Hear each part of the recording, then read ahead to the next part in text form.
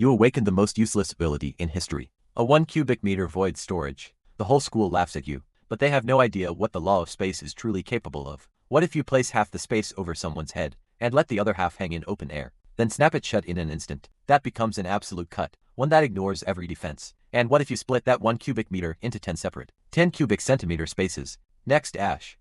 The cold mechanical voice echoes through the awakening hall of John Cheng First Academy. Thousands of eyes land on you at once. You wear a faded school uniform, washed so many times the color is nearly gone. You walk up from the corner step by step, and press your hand onto the awakening stone. This is a world overrun by beasts, ruled by rigid hierarchy. The ability you awaken almost entirely decides how far you can climb. It decides whether you and your family can ever escape the fate of living like livestock at the bottom. So in this moment everyone is watching. But when the awakening stone lights up, the glow is pathetically faint. A pale gray haze barely coats the surface, like a dying candle flickering in the wind. The crowd falls silent, then erupts in laughter. That's an awakening gray light. What kind of trash tire ability is that? I've never even heard of it. Bet it doesn't even hit rank 1. Instructor Wong stares at the words frozen on the display, and shakes his head in disappointment. He announces flatly, Ash awakened. Ability rank 1 void storage. Additional notes, storage volume 1 cubic meter. The hall explodes 1 cubic meter. That's just a pocket-sized box. Even the supply crew would laugh at how little that holds. A slum rat through and through. Even his ability reeks of poverty. The jeers slam into you from every direction, but you quietly pull your hand back and stare at those cold words on the screen. No anger on your face, no resentment. Just silence, you know it well. When you have no power, emotions are worthless. And then at exactly this moment, a blinding, golden light explodes from backstage and pulls every eye in the room. Young Master Zane definitely S rank. The Crimson Lotus flame, the Zhao bloodline never disappoints. The crowd erupts in Zane. The direct heir of the Zhao family walks onto the stage wreathed in pale golden flames. He is dressed in luxury, his expression carrying an arrogance he doesn't even bother to hide. Unlike you, he was born standing at the finish line most people will never reach. And now he has awakened one of the most powerful, offensive abilities in existence. From this day forward, resources, status, and opportunity will all flow toward him automatically. But he doesn't stop to enjoy the cheers. He walks straight toward you, looks down, and a cruel smirk curls at his mouth. Ash, so it's you, the little rat hiding in the drain. He raises a finger, flames still burning around it, and points at your chest from a distance. Each word slow and deliberate. Rank 1 void storage. 1 cubic meter. How fitting when that poor little sister of yours is gone. You can use it to store her leftovers. The moment he mentions Ava, the stillness in your eyes finally shifts. A thread of cold killing intent flickers through. Zane catches it immediately. His grin stretches wider. What, you got a problem with that? Someone like you even breathing the same air in John Cheng is a waste. He turns to Instructor Wong. Not a request, a command. There's still a scholarship slot to War Academy for low-income students, right? I believe it was meant for him. Instructor Wang's face goes pale. Yes, based on grades and overall evaluation. The slot was originally assigned to Ash. Zane's tone stays flat but carries the weight of someone who decides who lives and who doesn't. I don't want to see this. Nobody taking up space in the same school as me. Instructor Wong tries to push back. That's against the rules. Zane lets out a cold laugh. Rules? The flame surge in John Cheng. What the Zhao family says is the rules. The hall goes dead silent. No one speaks up for you. Everyone just watches. Some with pity, some with satisfaction. Some waiting eagerly to see you break, but you don't break. You simply lift your eyes and look at Zane. The look is terrifyingly calm. Like you're looking at someone who has no future left. That look is exactly what Zane hates most. The grin fades from his face slowly. His voice turns dark. Good. I don't like that look. Get out. Instructor Wong sighs and slides a form toward you. Just sign it. It's a withdrawal form. With an ability like that, staying here serves no purpose. Accept it. Go find work at a factory on the east side. You take the form, glance at it, pick up the pen and sign your name. Without a moment of hesitation, you hand it back and turn to leave. Not a single word of protest, because in your rules for survival, you never waste breath arguing with the already dead. You barely make it through the school gates when the sky turns completely dark. Lightning tears through the clouds and rain slams down without warning, soaking you through in seconds. But you don't seem to feel the cold. You just keep walking, numb. Then the cracked second-hand phone in your pocket buzzes. You answer. The voice on the other end is cold and clinical. This is Jiangcheng City First Hospital. Your sister, Ava's Abyss Frost syndrome has taken a sudden turn for the worse. She has been moved to the ICU within 24 hours. You must pay 100,000 for the treatment medication. If payment is not received, we are required by policy to discontinue treatment and remove her from the ICU. 100,000. The number hits you like a sledgehammer. To the wealthy, it's just a number. To you, it's completely out of reach. You speak fast, please. Just a few more days, I will find a way. I promise. You don't finish. The line goes dead, nothing left but the flat dial tone. You stand in the downpour. Your fingers curl slowly into a fist. The rain-soaked withdrawal form crumples in your grip. The last trace of restraint drains from your face. What remains is pure resolve and madness. Your education is gone. Your future is gone. Every legal path is closed. This world and its rules were never going to leave a way out for you and Ava. Then you'll just have to take it. You spin around and head toward the slums at the edge of the city. The place light and order forgot. The deeper you go, the darker it gets. Finally you turn into the deepest, filthiest alley, not a single street light. And in this moment your eyes change completely. Then you'll stake your life on it. But the words barely leave your mouth when a thick, nauseating stench of blood and beast rushes from the darkness ahead. Then two crimson lanterns flicker to life in the dark. Not lanterns' eyes. A tire minus to beast that has no business being inside the city walls. A shadow wolf. This creature is known for its speed and its claws. The nightmare of rookie fighters. For an ordinary person, forget winning. Surviving 3 seconds against it face to face would be a miracle. But the thought of running barely surfaces before you kill it yourself. Turning your back on a wolf only gets you killed faster. So instead you step forward half a pace, drop your center of gravity, and snatch a rusted steel rod from the ground in one lightning motion, holding it across your chest. This is the instinct you bought with pain. In the underground fighting rings of the slums, against a stronger enemy, the more afraid you are of losing. The faster you lose only by looking more vicious. More reckless can you carve out any chance at all. You and the wolf face each other in the muddy, dark alley, then the shadow wolf moves. It lunges like a black blur straight for your throat. You can barely track it, you rely purely on instinct. Forge through countless life or death fights, and at the last possible moment, you twist hard to the right. You save your throat, but the claws tear across your left shoulder and arm, ripping a chunk of flesh clean off. Blood sprays out immediately. The pain blacks out your vision for a second. But you don't retreat, if anything. The pain ignites something savage deep in your bones. You let out a roar and use the momentum from your to drive the steel rod straight at its eye. The strike is fast, vicious.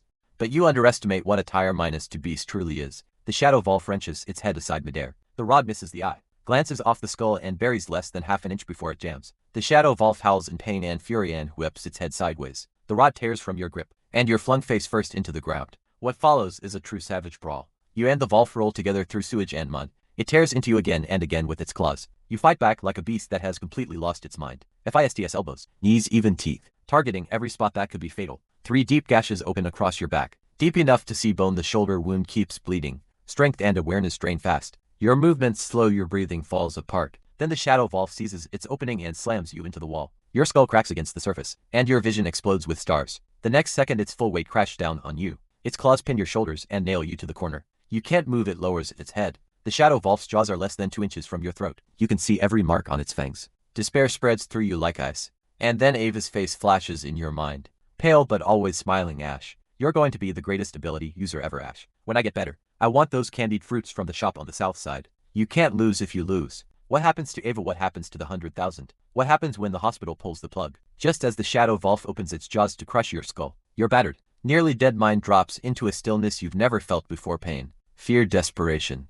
All of it stripped away. Your world narrows to 2 things. The wolf's head closing in and the ability everyone laughed at. Void storage. What is a space? It's a box, invisible, intangible but real. And if it's a box, it has edges. Edges that appear when it opens and vanish when it closes. A thought insane beyond all reason splits through your mind. What if something is caught right inside that edge? Your gaze locks onto the point where the shadow wolf's head meets its neck. The next second, every ounce of focus, every shred of will, every last drop of life force, you pour it all into one single razor-clear thought. Lower half of the space over the wolf's head.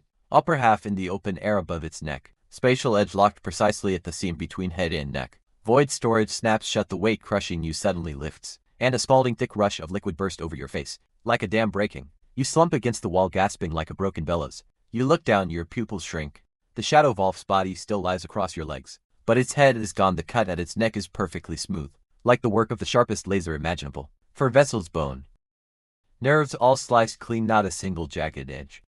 You close your eyes, you sink your awareness into your ability space. The next moment your whole body shudders. The severed wolf head floats in the center of your 1 cubic meter space, perfectly still. Its eyes still hold the fury and shock of its final moment. The cut is just as smooth as the other side. You finally understand. The true terror of your ability was never the storage. It was always the spatial edge itself. Whatever gets caught in that edge, flesh, bone or steel, will be severed directly by the law of space. This isn't a normal attack. It doesn't care about physics. It doesn't care about defense. It doesn't care about the gap in strength. It is absolute spatial severance at the level of pure law. A tire minus to be skull is hard enough to shrug off most weapons, and it's still split in 2. From now on, Crimson Lotus, flame hardening abilities, iron body techniques, none of it means anything if it can't stop the law of space. The ability the world called useless finally bears its true fangs. You stare at the wolf head inside your space. The corner of your mouth slowly pulls back, and finally you can't hold it back. The wild, desperate joy of tearing a path out of the abyss. A low and hinged laugh escapes you. Hey ha ha ha. It echoes through the alley. Part madness, part survival, and part the cold clarity of someone who has finally seen through the hand fate dealt them. But you force yourself calm fast, because right now what matters isn't joy. It's money. You push through the tearing pain across your body, and use your cheap folding knife. working from the rough knowledge you picked up, helping dealers process beast materials in the black market, to cut open the Shadow Vault's chest. Soon you dig out a fist-sized crystal near its heart, pulsing with a deep blue glow. A tier minus to beast crystal core. A shadow-type crystal core and a remarkably clean one. On official channels trading. This requires a license, but on the underground black market, it's the hardest currency there is. Conservative estimate this crystal core is worth at least 300,000. That means Ava's treatment costs are not just covered. There will be a significant amount left over. You store the crystal core in your void storage, and quickly clean up the scene. You drag the vault's remains to an inconspicuous spot. Near the alley entrance, scatter some scraps of flesh around it. Make it look like another beast fed on it, or like gang cleanup after a fight. Then you peel off the filth-covered school uniform, and throw it into the sewage bin. That uniform represented the old you obedient rule, following at everyone's mercy. That identity ends now. You dig through the trash and pull out an oversized black hooded coat. With your last few coins, you buy the cheapest white plastic mask from a street stall. On it is a strange frozen smile. Hood up, mask on. A completely new figure stares back from the reflection. From this day forward, the student named Ash no longer exists. What remains is a hunter who moves through darkness and shadow. You give yourself a new name, Zero. It means nothing, and it means the start of everything. Half an hour later, you arrive at Jiangcheng's largest underground trading hub. The Black Gold Market. Its entrance is buried deep inside an abandoned underground parking lot. To heavy stand at the door, their waistlines bulging, weapons obviously. They take one look at you. Smiley face mask, beat up coat, and immediately size you up as easy prey. Stop. The scarred one looks you up and down. Voice unfriendly. Where'd you crawl out from wearing a busted mask? Like some kind of ghost. You know how things work here. The bald one is more direct. He throws out an arm to block. You want in, pay the 100 entry fee first. You stop. You say nothing. Your eyes sweep calmly across both of them and settle on the weapon at the scarred man's hip, less than a meter away. Just right. The scarred man sees you staying silent and reaches for his weapon, but before he can draw it, your focus has already locked onto the middle of the barrel. Space open, spatial edge over the barrel. Space close, click. Half the barrel drops to the ground. The cut smooth as a mirror. Both heavies freeze. The scarred man looks at the half weapon in his hand, then at the half barrel on the ground. A chill shoots straight up his spine. They didn't even see what you did. All they saw was a military-grade alloy barrel, bitten clean off by something invisible. The unknown is far more terrifying than raw power. The bald one pulls his arm back immediately and forces out a smile. Please go right in. You don't even glance at them. You walk straight into this lawless world built on nothing but profit. The inside of the Black Gold Market is far larger, and far more chaotic than the outside suggests. The air is thick with motor oil, cheap alcohol, and something rotten. Neon lights cut every face in half. One side bright, one side shadow. Mercenaries. Black market doctors selling banned drugs. Brokers trading intel and bounty lists in dark corners. You waste no time. You head straight for the most impressive three-story building at the center of the market. The Black Gold Guild behind the counter. A heavyset broker is hunched over, polishing a gemstone without looking up. He asks, selling what?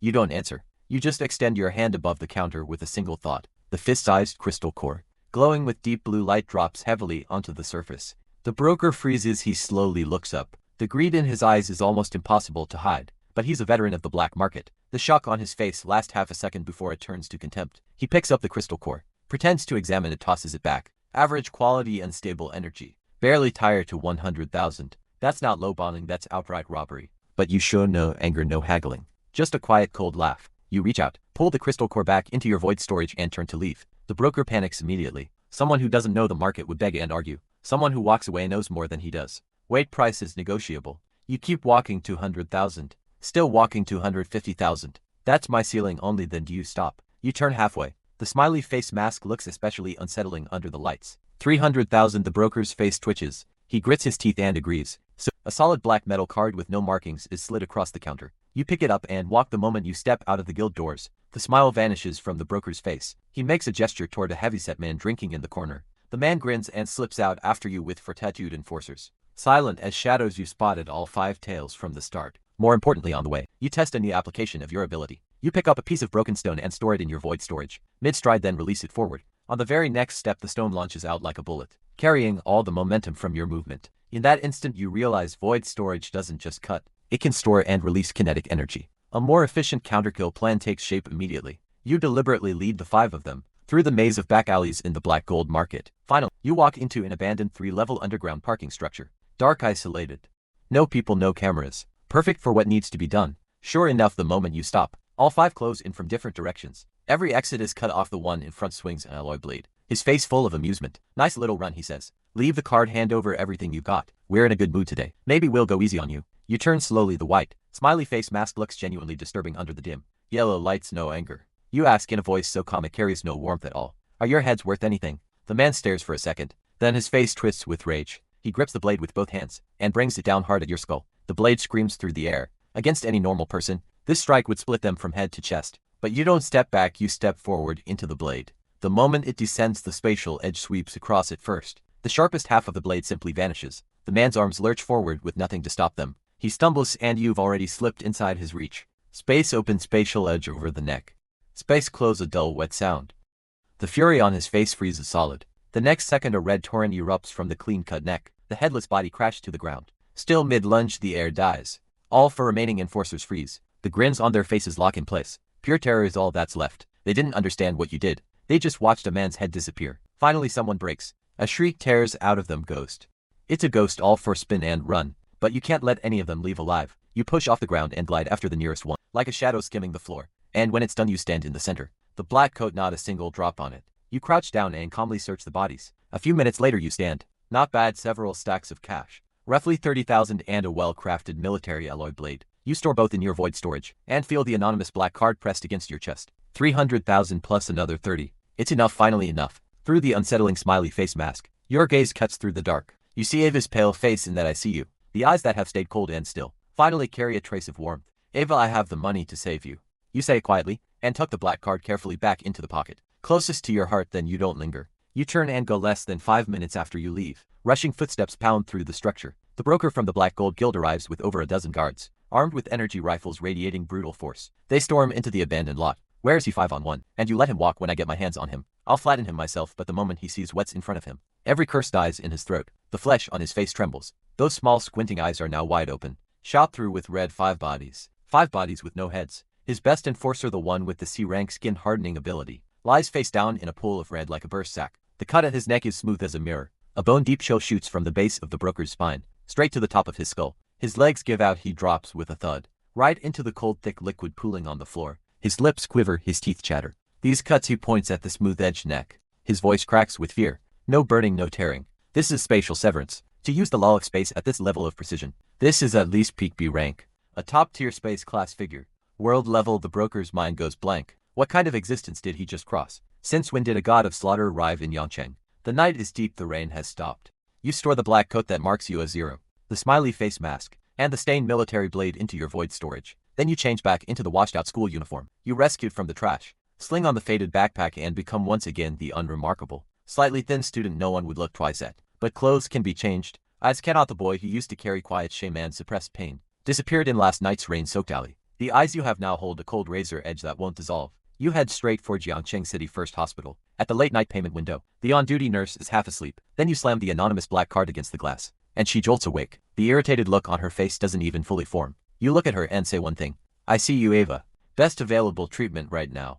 There's 330,000 on the card. If it's not enough, I'll find more. Your voice is rough, but there is no room for negotiation. The nurse stares, then looks down at the anonymous black card carrying that enormous sum, then looks back up at your cheap school uniform. Her eyes fill with disbelief. A kid dressed like he can barely afford lunch is casually handing over 300,000. The contrast leaves her speechless, but the balance on the card doesn't lie. So she changes her attitude, immediately gets up, contacts the doctor and arranges the highest level of care. Half an hour later, the latest gene repair treatment slowly enters Ava's system. Only when you see the color slowly returning to Ava's paper white face does the tension in you ease just a little. The room is quiet. You sit beside her and smooth back her sweat-damp hair, and only in this moment does the brutality and killing intent in your eyes slowly drain away. What's left is something almost clumsy in its gentleness. Ava is the only warmth you have in this cold world, and the one thing you'll never let anyone touch. And she lies here frail and sick. Her lash fluttered. She slowly opens her eyes. She takes your hand and asks quietly, "Did you do something dangerous?" She caught the faint but unmistakable smell of iron on you, and she feels the chill coming off you. Nothing like before. Your chest tightens, but you force a gentle smile. Ruffle her hair the way you always do, and lie softly. Nothing like that. I just sold the academy slot to some rich kid. Got enough money from it. First priority, getting you treated. The moment Ava hears it, the light in her eyes dims. She knows exactly what that slot meant to you. She knows how many years you bled for it. Her eyes go red. She whispers, "I've only ever held you back." But you just flick her nose lightly and smile, the way you always do when you're comforting her. It's just a slot gone. It's gone. I'll still become the strongest with or without school. Stop overthinking. Just focus on getting better. When you're well, I'll take you to get those candied fruits from the south side. Once Ava falls back asleep, you tuck the blanket around her and watch her in silence for a long time. Only when you walk out of the room does the last of that warmth completely leave your face. What replaces it is a killing intent, colder than the night outside. Zane took your slot, insulted Ava and all the others who ground you into the dirt. The dead is just about due. The next morning, sunlight falls through the gates of Zhongcheng First Academy, but when it reaches you it seems to stop. Turned back by something cold and invisible, you walk in exactly as you have every day for 3 years, worn backpack on your back, but this time you don't go to class. You walk straight to the academic office and pick up a registration form for the National Ability Exam. Since Zane ripped away the scholarship slot, you'll take a harder path, more dangerous but more direct. The National Ability Exam is brutal. People who enter are either ruthless fighters, with no connections and no resources, staking their lives on the outcome, or people who've been pushed to the edge with nowhere left to go. You are clearly the latter, but you've barely stepped out of the office with the form, when a voice cuts through the hallway. Well, isn't that the great Ash Zhang, First Academy's former genius? You look up. Zane is walking toward you with a crew of followers. His arm is around a heavily made-up girl, satisfaction written all over him. He looks exactly like someone who climbed up on someone else's bones, and came back just to laugh at them. He stops in front of you and looks you over slowly. Deliberately. Then you didn't show up yesterday. Were you home crying? You don't bother. You turn to walk around him, but Zane grabs your shoulder, and his eyes drop to the form in your. He snatches it, reads it, freezes for a moment, then bursts out laughing like it's the funniest thing he's ever heard. National Ability Exam registration form. Everyone come look at this. A guy with rank 1 void storage actually thinks he can enter the National Ability Exam. What, tired of living? Planning to go feed yourself to the beasts out there? His voice carries a crowd forms fast. Some whisper that you must have snapped. Others shake their heads. Entering the National Ability Exam with your ability is no different from choosing to die. And some are simply here for the show, waiting to see if you'll bow your head and accept it again, the way you always have in their eyes. Your past silence and restraint was always just weakness, so they all assume this time will be exactly the same. But that's precisely the moment. Zane drops the form onto the floor and raises his foot. He grinds it under his limited edition tactical boots. Worth tens of thousands. He twists his heel back and forth, looking down at you, his voice poison. Dead weight belongs where dead weight belongs. This paper is your fantasy. Crushing it is as easy as crushing an ant. In the past you might have lowered your head quietly, picked it up and swallowed every bit of the humiliation. But you are not who you used to be. You slowly raise your head. No rage, no tears. Just a terrifying stillness. The next second, no warning at all. A heavy thunderous impact explodes through the hallway. Your body drops slightly and your right leg becomes a blur. A powerful front kick drives straight into Zane's gut. Too fast, too hard. The sneer doesn't even have time to leave his face. His whole body reacts like it's been hit head-on by a charging beast. He folds in half, a mouthful of bile sprays out.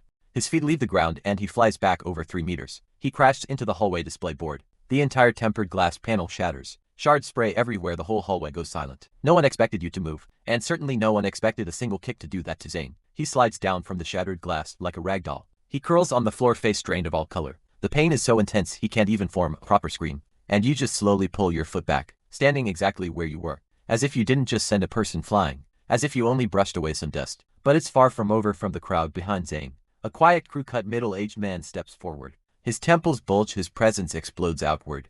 The floor tiles crack under his feet from the force alone. D-rank strength type ability user. Zane's personal bodyguard. A genuine veteran of the military. You've got nerve, he says. With a roar he launches himself forward like a cannonball. His massive fist screams through the air, aims straight at your face. The students around you panic all at once, screaming, crying chaos. Everyone knows a strength type ability user at this rank can shatter bone with a single hit, but you don't retreat. You step forward right into the punch. Just as it's about to graze your nose. Not a hard charge, you slip into a space like water. Smooth and strange, locking yourself inside 1 meter. The bodyguard blinks and smirks because in his experience, close range is exactly where a strength type ability user dominates. He shifts from fist to palm and slams both arms inward, trying to crush you, bones and organs and all. But he has no idea what 1 meter means to you.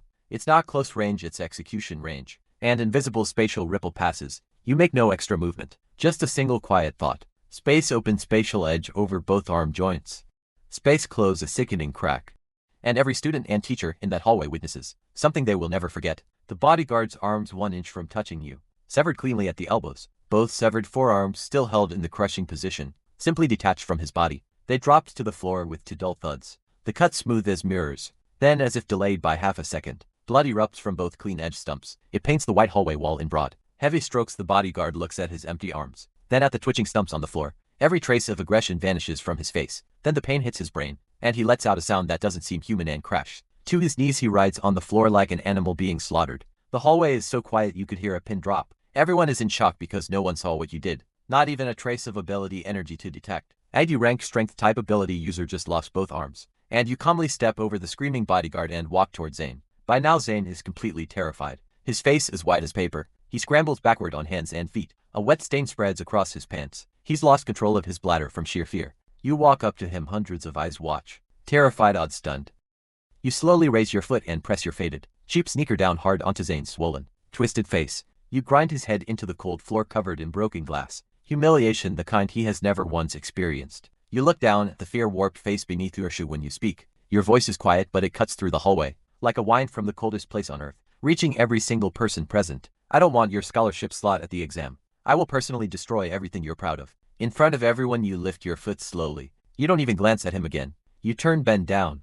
Pick up the registration form covered in boot prints. You dust it off gently and sling your old backpack over your shoulder. You walk away as the crowd parts on its own. Sunlight streams through the hallway window and stretches your shadow long behind you alone. Silent but carrying a weight that makes it almost impossible to look at you directly. Meanwhile, in the principal's office, the principal stares at the security footage replay. His hands are shaking. The image freezes on the moment you severed the bodyguard's arms. No visible power surge, no dramatic energy wave. The spatial ripple is so faint, it's almost undetectable. And that is precisely what makes it terrifying. Because it means your ability doesn't fight through force. It operates directly at the level of law. The more the principal watches, the more shaken he becomes. The teacup slips from his hand and shatters on the floor. This is not rank 1 void storage. This is the law of space made physical. In this moment he finally understands. Yongchang has produced something genuinely monstrous. He hits the emergency button immediately and orders your 3-minute footage classified at S rank. The highest level, all original data sealed. No one is permitted access. And beyond that, he pulls up your complete records from the past 3 years, clearly intending to completely re-examine the student.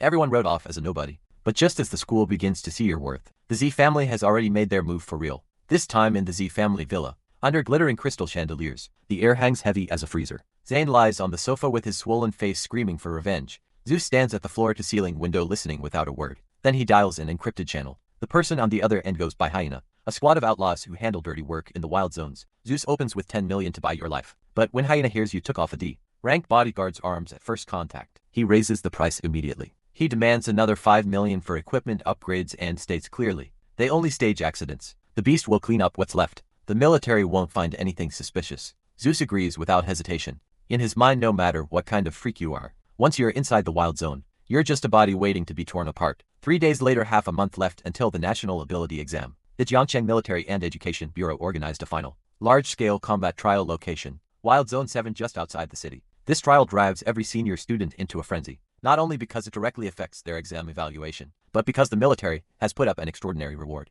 especially for first place. A Terra-3 energy core of incalculable value, something every ability user alive would kill to have. Military transport vehicles fill the yard. Students cluster in groups of 3 and 5 excited tents, buzzing with anticipation. And you stand alone in the corner with your worn tactical pack, fitting in with no one after what happened in the hallway. No one dares come within 3 meters of you. You are like a block of ice, like a black hole. People instinctively respect you and instinctively stay away. Then, a striking figure pushes through the crowd and stops in front of you. Nova, the top student at Jiangcheng First Academy, widely recognized as the No.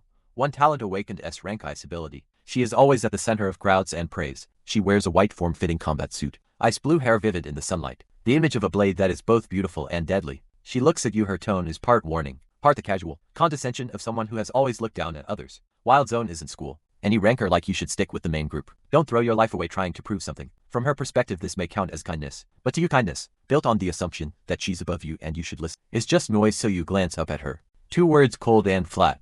Save it. Nova freezes. She clearly didn't expect those. After lowering herself to give a warning, anger surges. She turns away with a cold face and throws back ungrateful. I'll be watching when you crash and burn in there. You just look back down like nothing happened to you.